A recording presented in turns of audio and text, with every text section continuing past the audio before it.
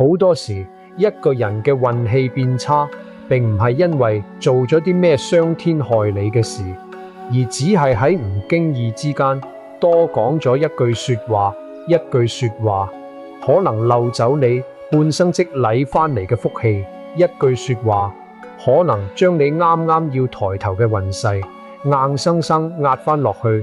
老人家成日講病從口入，歌從口出，但係如果用佛學嘅深度嚟睇，把口唔單止係果福之門，更加係你因果業力最直接嘅出口。嗰啲真正命好嘅人，往往唔係最中意講嘢嘅，而係最識得守口嘅人。各位善友，如果你相信因果，想為自己積累一份清淨嘅福田，可以先喺評論區結個善緣，打低守口如瓶，福報自心呢8個字，然後請你靜下心嚟，花幾分鐘時間，認真咁睇完呢條片。相信我，你睇完之後對講嘢呢件事嘅理解會超過絕大多數人。唔好忘記點個關注，咁樣以後關於人生智慧嘅分享你都唔會錯過。我哋成日講好羨慕嗰啲命好嘅人，覺得佢哋運氣好，總係可以逢凶化吉，但你又有冇深入諗過呢份好命嘅根基喺邊度？從佛法嘅角度嚟睇，世間萬事萬物都離唔開因果二字，你種下咩因就會收過咩果，而我哋嗰把口恰恰就係造作因果最頻繁、最直接，亦都最容易被我哋忽視嘅工具。佛經入面將口列為身口意三業之一，甚至獨立攞出嚟講口業嘅嚴重性。點解？因為我哋每日都要講嘢，最容易喺不知不覺之中用言語為自己種下惡嘅種子，或者喺唔經意之間將自己好不容易積累翻嚟嘅福報，好似個漏水嘅桶咁，全部漏光喺增一阿含經入面。佛陀曾經告說弟子，夫事處世苦在口中，所以斬身尤其惡言。意思係話，人活喺世間，把口入面就好似收埋咗一把斧頭，之所以會斬傷自己，就係因為講咗惡毒嘅說話。呢把斧頭唔單止會斬傷人哋，更加會斬傷自己嘅福報之樹。所以嗰啲真正有智慧、懂因果、命好嘅人，佢哋未必口若揀河，但佢哋一定識得一個道理：守口如瓶。呢樣唔單止係為人處世嘅智慧，更加係一種修行嘅法門，一個頂級嘅護身符。點解話守口係護身符？因為言語本身就係一種能量，一種業力。你講出去嘅每一句說話，都好似一顆種子，種喺虛空之中，亦都種喺聽者嘅心田入面。因緣成熟嘅時候，呢顆種子就會發芽結果，最後返到你自己身上。呢個就係因果不虛。你如果講嘅係利益他人嘅說話，清淨嘅說話，有智慧嘅說話，將來收穫嘅就係善果。你如果講嘅係傷害他人嘅說話，炫耀嘅說話，是非嘅說話，將來收穫嘅就係惡果。而最恐怖嘅係，好多時候我哋講嘢係漫不經心嘅，係習慣咗張口就嚟嘅，根本冇意識到我哋正在用把口為自己編細一張因果之網。今日我就嚟詳細拆解，有4樣嘢係修行人同聰明人都唔會輕易透露嘅。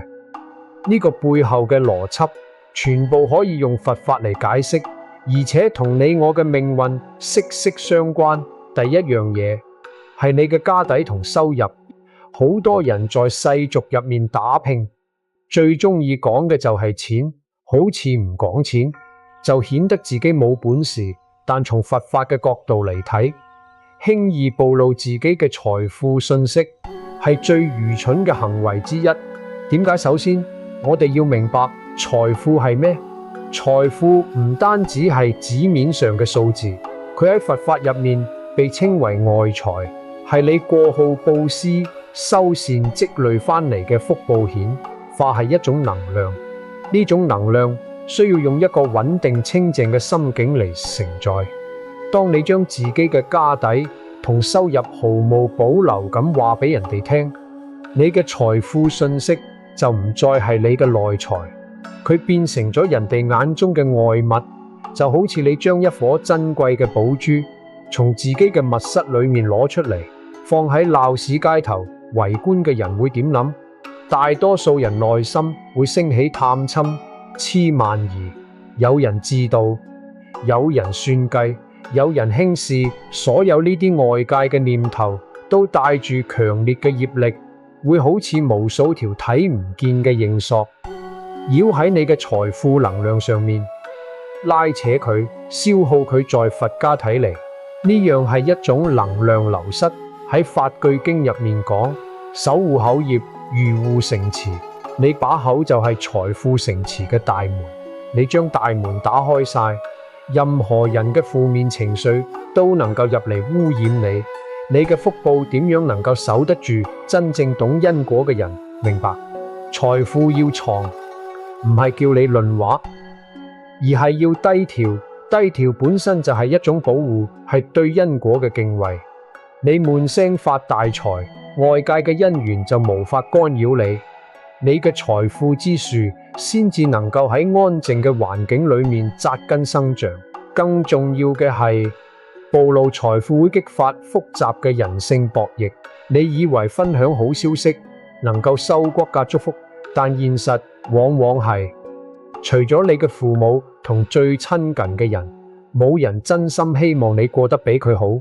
你講嘅一句說話，可能就在人哋心裏面種下一顆嫉妒嘅種子。呢樣對自己對他人都係一種業力嘅牽引。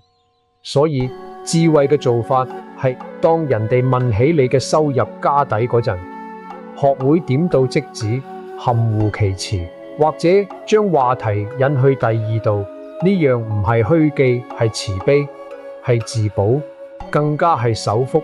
喺佛經入面有一個生動嘅比喻，佛陀講有一個富人，佢家財萬貫，但從來唔會炫耀。人哋問佢，佢總係話勉強糊口。有人唔理解，富人回答話：如果我話咗俾人哋聽，就會有人嚟借錢，借咗唔還，我會生煩惱。有人會起賭心，我嘅安全受威一勁。有人會知道我喺背後溫補我，我點解要將自己放喺咁樣一個危險嘅境地？呢個富人看似唔誠實，實則有智慧。佢識得言語上面嘅低調，就係對財富最好嘅保護。所以從今日開始，關於錢嘅事，可以唔講就唔講，可以模糊就模糊。呢樣唔係叫你變得世故，而係叫你在因果層面為自己守住一份清靜。第二樣嘢係你嘅善德、貴人同好運。呢一點，好多人容易犯糊塗，覺得做好事點解唔可以講？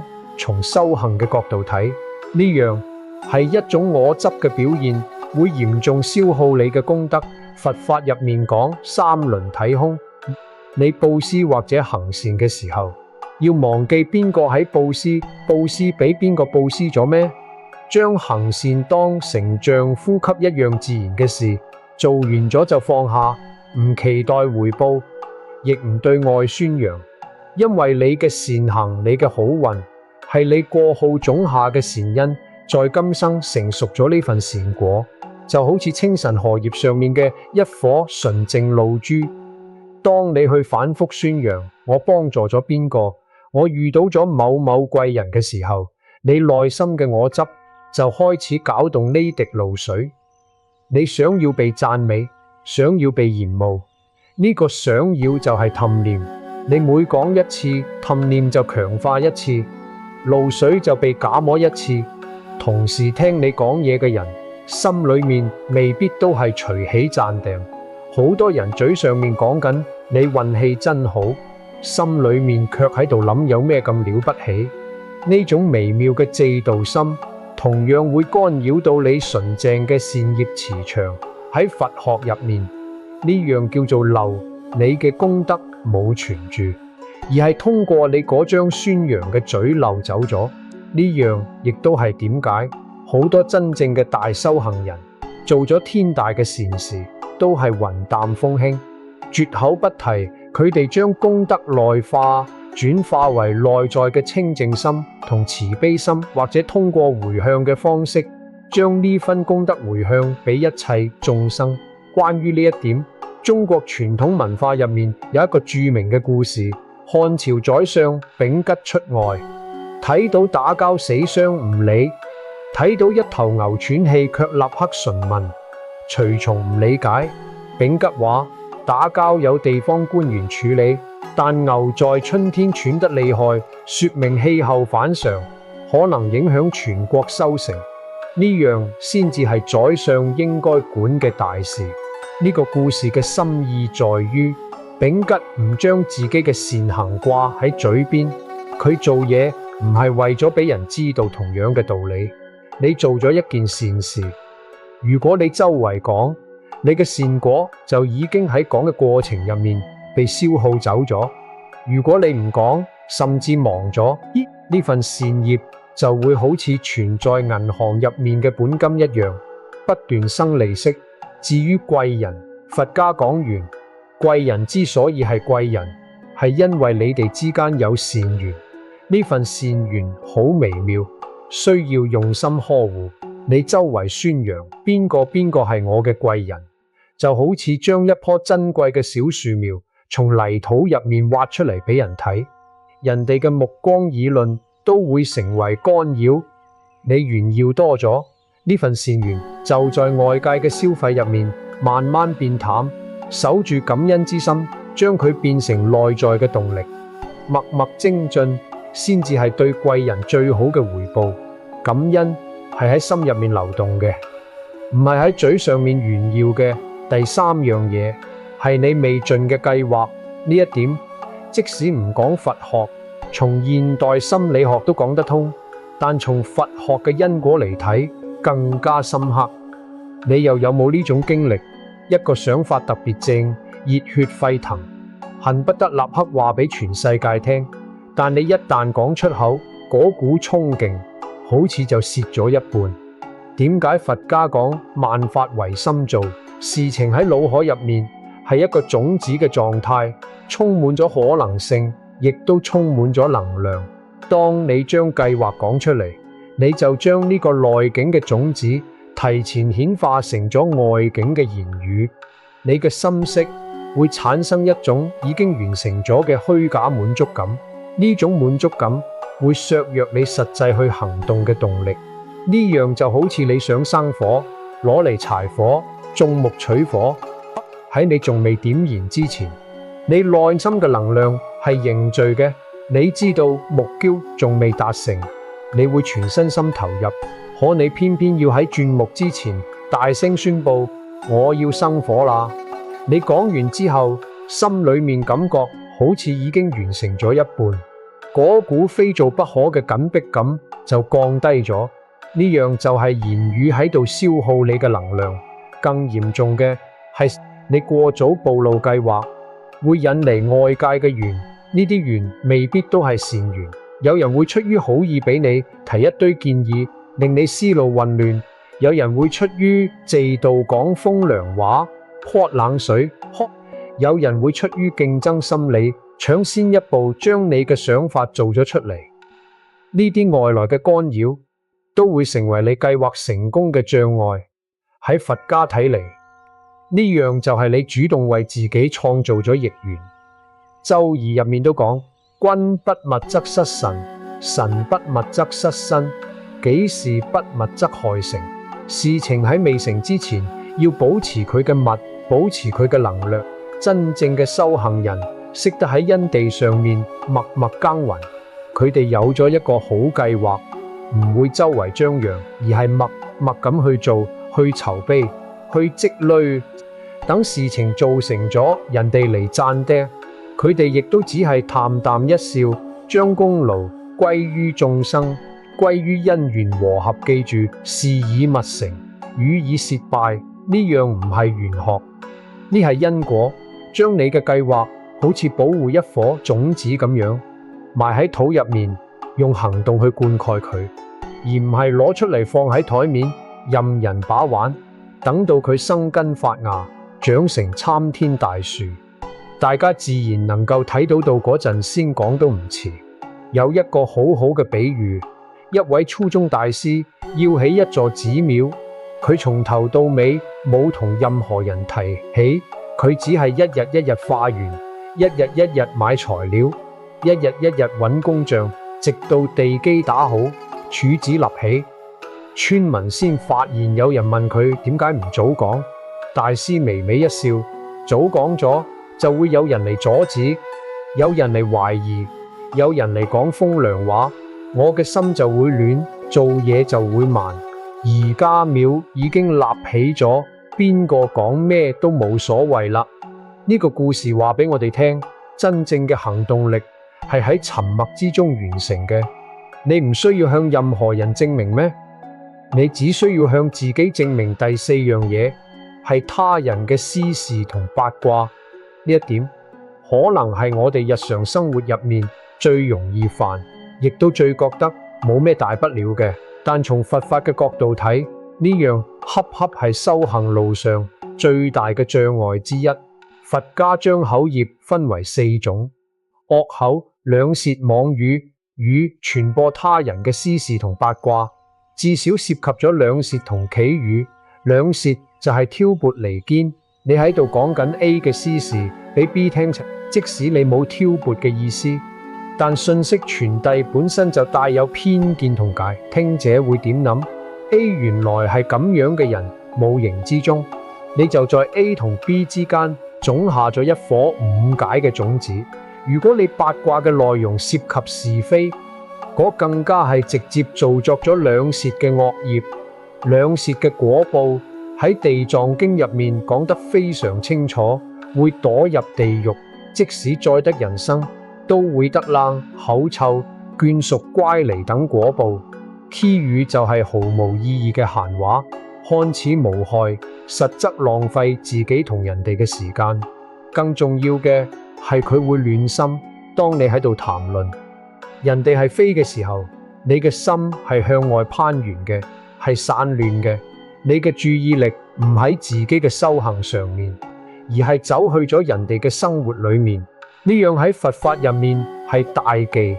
你一日到晚講人哋八卦，你嘅心就好似一隻周圍亂飛嘅馬莫，永遠無法安住，心不安住，定力就無法生起，冇定力，智慧就無法開發。所以中意八卦嘅人，往往亦都係煩惱最多、內心最不安嘅人。更重要嘅係傳播他人撚聲，係喺度損耗你最重要嘅信任資本。一個成日將人哋私事當談資嘅人，邊個仲敢同你推心置腹？你今日同我講人哋八卦，聽日就會將我嘅八卦講俾人哋聽。所以中意八卦嘅人，表面上朋友好多，實際上冇一個真正嘅知己。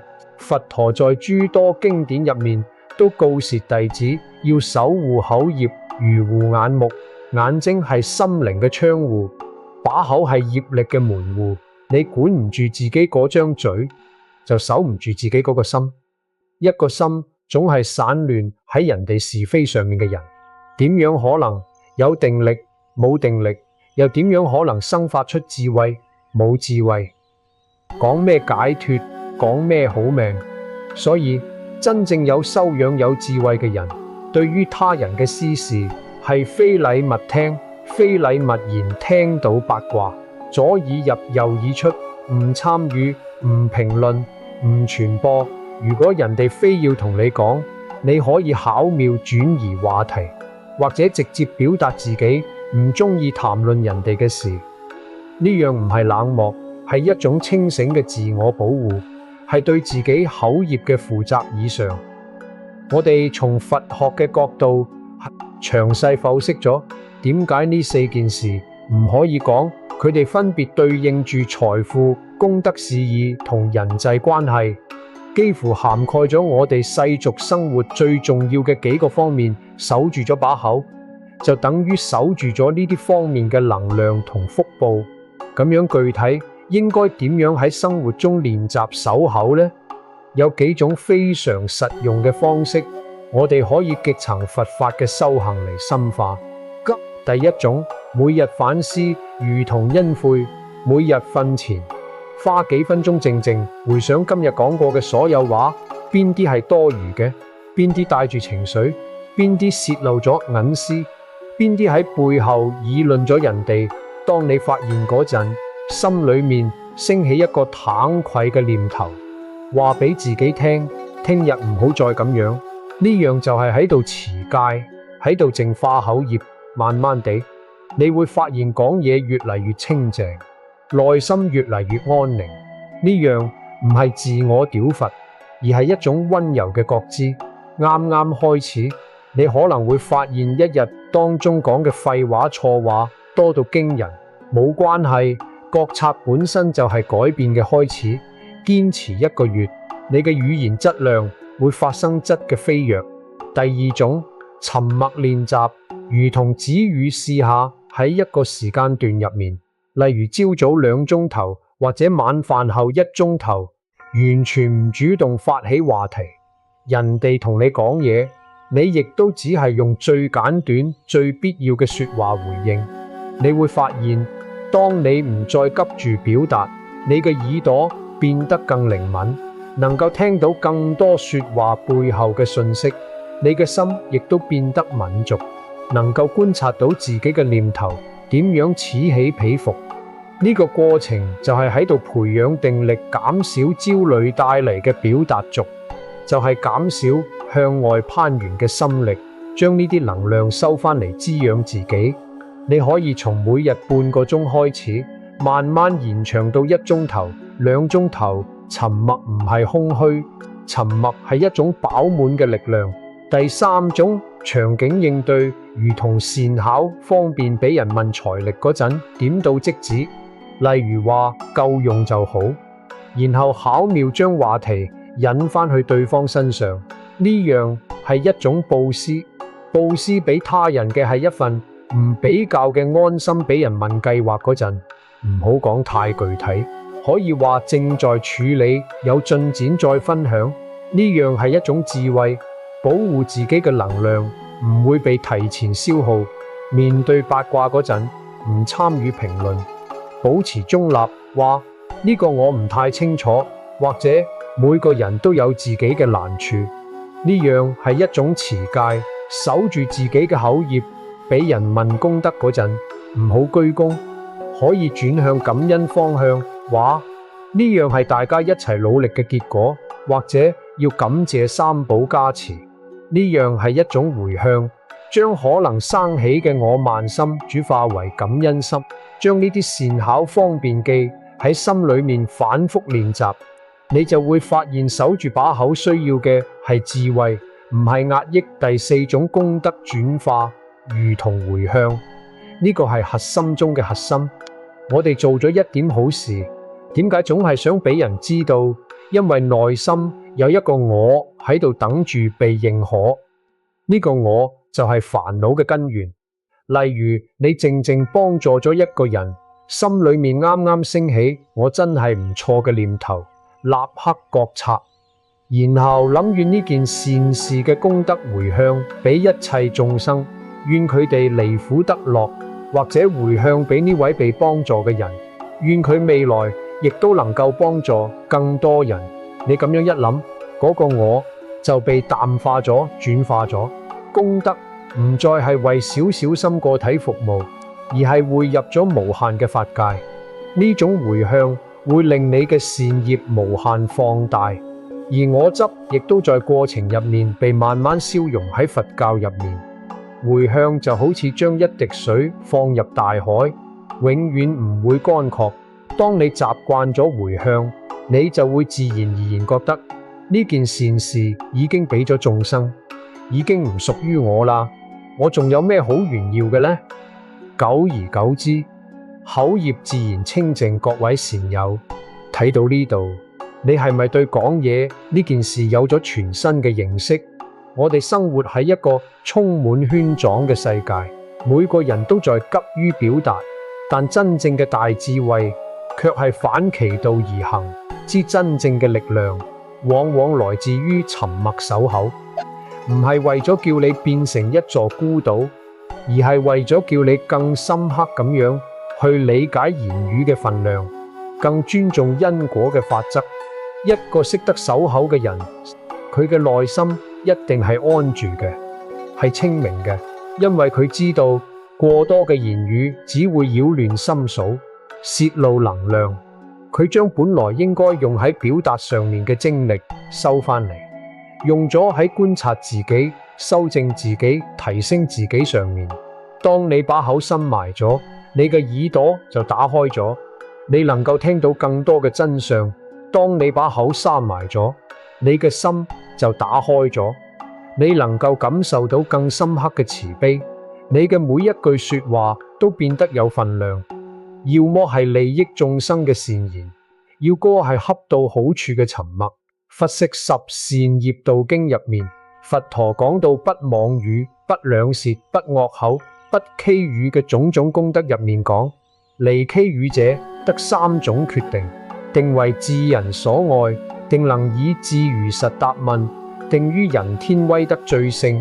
一個唔講不正經閒話、唔聊八卦嘅人，有智慧嘅人就會中意佢。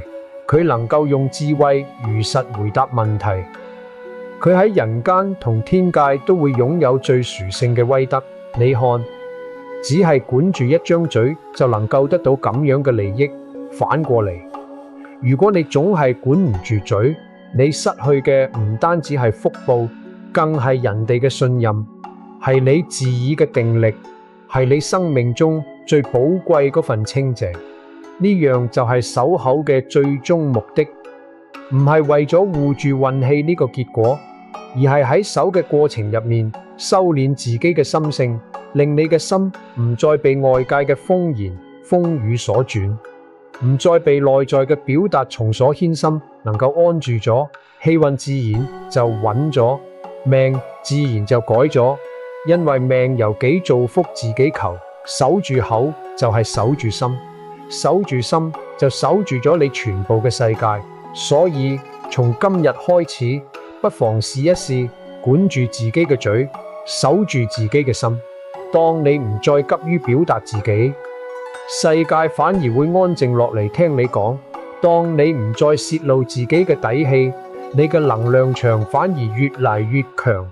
當你唔再談論人哋嘅是非，你嘅身邊反而全部都係良師益友。呢份守口如瓶嘅智慧，就係佛菩薩送俾每一位修行者最隱秘、最強大嘅護身符。有句口語講得好，口乃心之門戶，守口即係守心。當你能夠守住自己嘅把口，你就已經走在咗一條自我修行嘅道路上面。呢條路唔需要你跑到深山老林，唔需要你放下所有工作同生活，只需要你在每日嘅日常對話入面多一份覺察，少一份衝動。慢慢地，你會發現你嘅心越嚟越安定，煩惱越嚟越少，人緣越嚟越好，運氣越嚟越順。呢樣唔係神奇嘅法術，呢就係因果。